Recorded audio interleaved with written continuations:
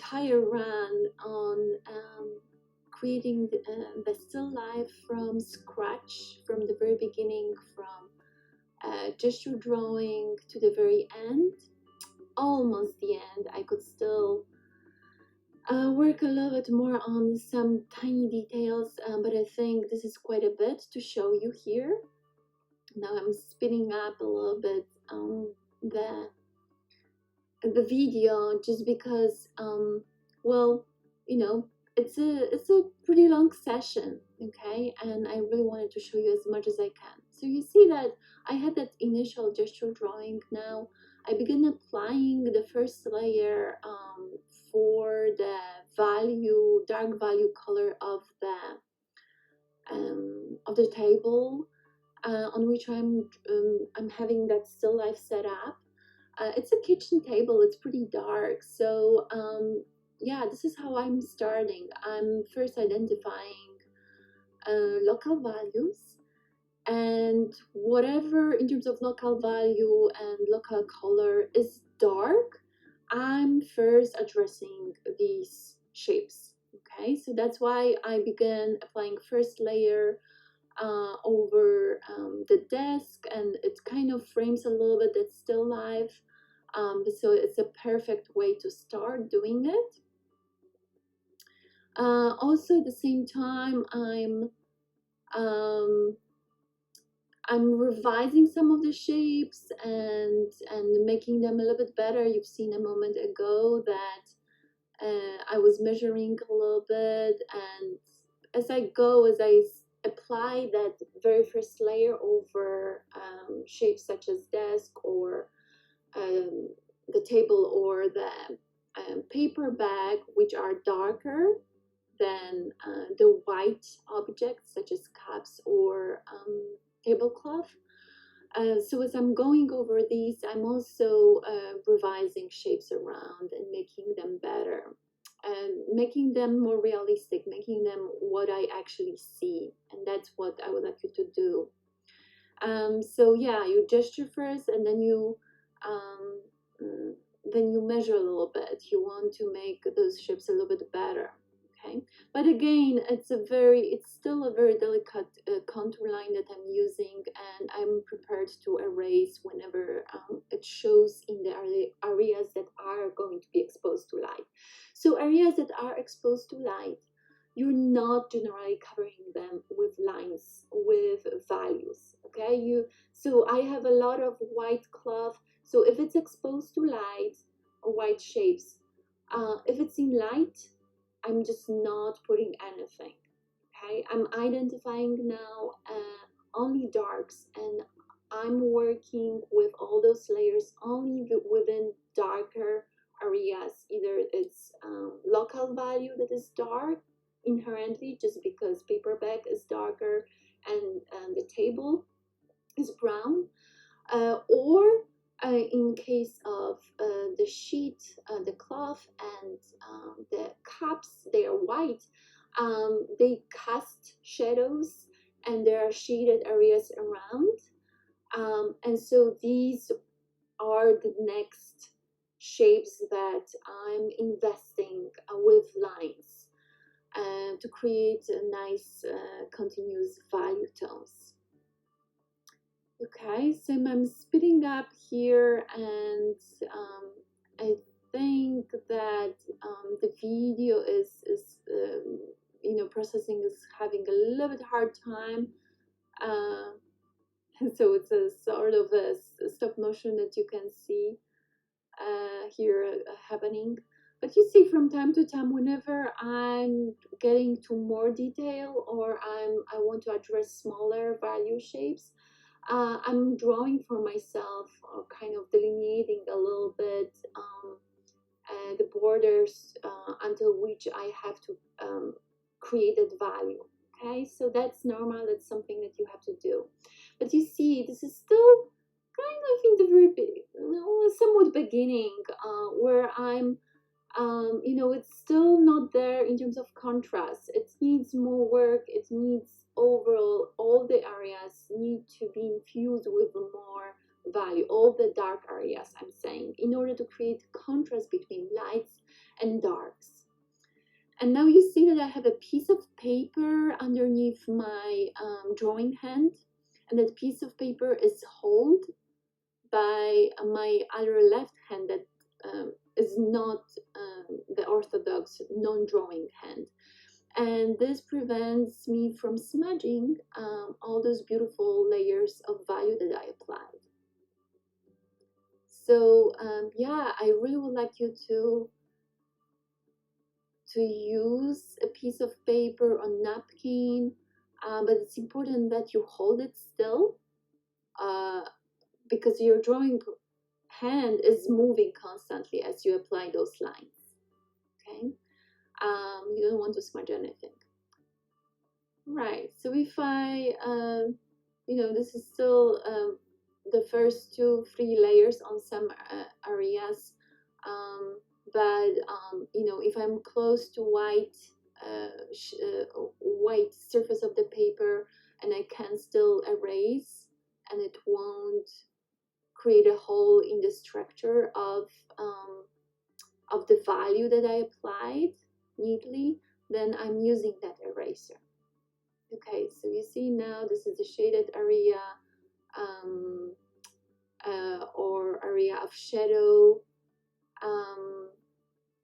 that I'm darkening on the cap, and so this is the time when I start finally defining a little bit more what is happening around the cap and within the cap. So that cap is white and it has quite a bit of details.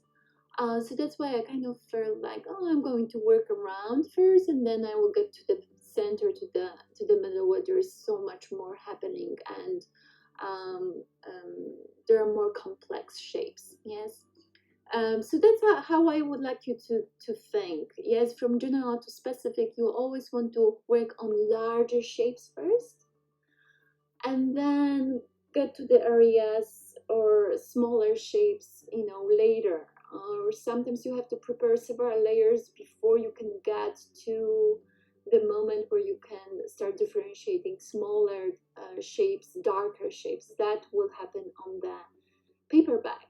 So you see, like, I'm kind of working a little bit in many different areas, a little bit here, a little bit here, and I go back and forth. And this is how you just work in this drawing. Yes, so you kind of work on everything, like you're thinking about big pictures. So this way you keep everything in check in terms of building appropriate contrast, and you're making sure that you're not overdoing one area versus the other. Okay, so it's very, very important. Here you won't be able to step back, because if you work like I'm working here on a table and it's slightly tilted only that a paper pad towards me, it's not that easy. Yes, because it's a pretty large piece of paper and I don't have it on an easel. And I know that many of you will have very similar situations, so I wanted to show you that, yeah, it's all still possible just to work on a horizontal even surface. It's still making sense. It's a little bit harder. If you can find a way to tilt a little bit the pad towards you, that's always better, because then you avoid too much of the perceptual distortion of shapes in terms of their proportions.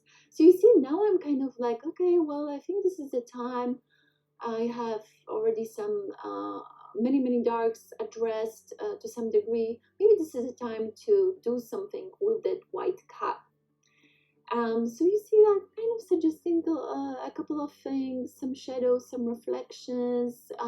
Here I changed my pencil actually from, there was like 6 or 7 B that I was using earlier for darker values of local colors like a paper bag or desk, or other darker cast shadows. Now here I'm using probably 3B, 2B, maybe 4B sometimes, just because I want to have delicate shadows. And you see that I'm laying down that pattern that I observe.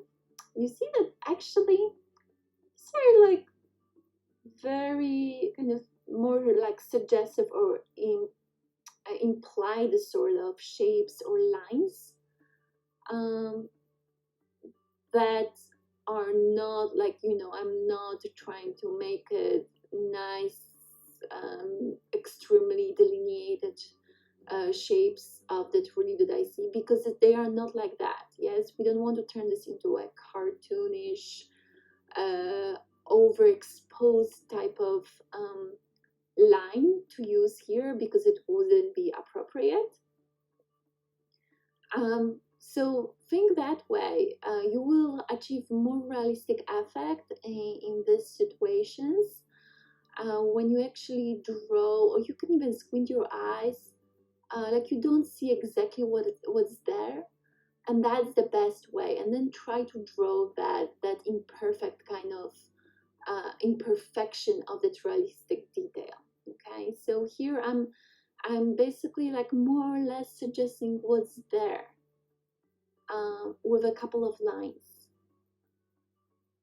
Okay, so this is how you should work on those details.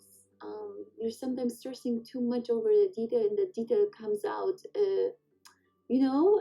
extremely pretty and overdone.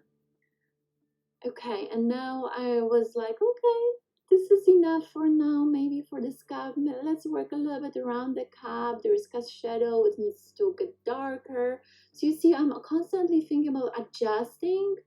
Once I cover one area with dark, now I have a different contrast in the nearby area, and so I have to adjust that contrast to what I'm seeing in front of me in the still life. Yes, so you will find out that sometimes there are areas that earlier were fine, and then when you applied more darks around, oh, those areas now need to be intensified and need to be covered with more dark. Okay, and so this is how you're adjusting contrast all the time of different areas of your drawing until you achieve that final effect when there's just enough of it to have that fully three-dimensional look of your still life. Now I came back to the paper bag because I was thinking that, well, paper bag really needs more work, and there are a lot of things happening, a lot of wrinkles, interesting divisions, almost geometric like shapes, a lot of creases. And I have to tell you, I'm not drawing exactly everything. You will have to be selective in this type of complex shapes, like crumpled paper or paper bag. So you will have to judge how much more I need. So definitely, I'm thinking about creating more concentrated detail and focal point or focus within the center or around. And then as we go towards the edges, I'm trying to have less and less of that dark that is applied, or less of those layers of value developed. So I would like you to think that way. So whatever is intense in terms of contrast or more developed, it goes towards the center. So you're relaxing as you go towards the corners. And I did something similar already with, I already suggested that desk or table. So you see towards the edges, there's less of the dark. I'm not going to actually develop this more. Now the paper bag is quite important, especially around the areas of cups. That will need to be really strong, so I will work for a little bit there. Then paper bag on the back, or towards the top. I won't do much there. I will still work on some areas of the paper bag later. You see. But it won't be that much. Now I came back here, and definitely that piece of table cloth in front of the cups is pretty important. It's in the foreground, and it's really beautiful detail. There's the play of darks and lights is just so beautiful, and that happens, you know, that the gradation incredible and the intensity happens only uh, with natural light. So I really encourage you to use natural light. Of course, it has to be enough of it, so be sure that you're not doing this too late in the day. I was making sure that I'm coming back to that drawing. If I couldn't make it in one session, I had too many things, too many other things to do during the day. So you know, I spent maybe one day 2 hours around the same time of the day. So it was in the afternoon. So it was afternoon light. It was perfect for my kitchen window. Um, and it was enough of it, yes, for the camera as well. And so early afternoon or afternoon, I think there were like 2 or 3 afternoons that I spent on this drawing. But you know, the session was like intense. Like once you get to it, you know, I can spend if I have more of that light or steady light like this for a longer period of time, I could work for 6 hours non-stop almost, which is crazy. But you know, there is a moment where you get to that flow and you're just really excited about how lights and darks work together, how those values um, create those surfaces that start playing something real in front of you. That's a really exciting moment, and I really hope you will get to that in this drawing. Um, in the beginning, it's really hard because those lines don't look that great, but with each next layer, you see that you will learn better management of the line or value application. So I was working for a moment, you've seen there, in the cloth on the front. I think at some point I just stopped because, okay, this is enough around this cap. I already see some interesting details. That's enough for now. Now I'm coming back to the paperback because it looks really like extremely undeveloped at this point.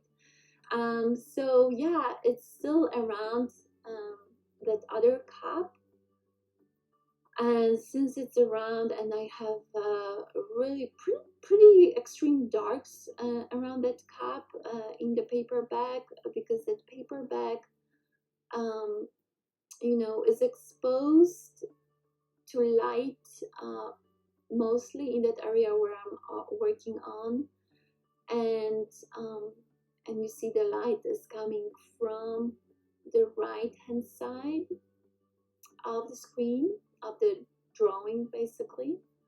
So everything to the left or shapes, planes left of shapes are in shaded areas or in shadows. So it's pretty dark around that cap over there, and you'll see in a moment I will come back to that, and I will be just laying down quite a bit of the dark. But now here I'm just playing with those details. So you see, first I had 2-3 layers of some basic um, middle tone that I observed on the paperback, and then I'm going back and start applying the darker shapes within whatever I already created. Okay, so again, from larger shapes, value shapes, I'm going to smaller shapes. So I'm laying, I have already base before that I apply. So that's a very important order. So you don't want to have white and from white go to extreme dark. Never ever, yes? In one layer. So you see, now I'm coming back, and then because I see there's so much contrast between lighter parts of the paperback and darker parts that are in shadow. So this area is in extreme shadows. I will be making this progressively darker and darker. But I won't end up with flat dark. You want to avoid flat darks. What I mean by flat darks, whenever there's area that is just extremely covered with dark, that is just either black basically, and it's even. It's extremely even. Yes. You never see anything like that happening on three-dimensional object.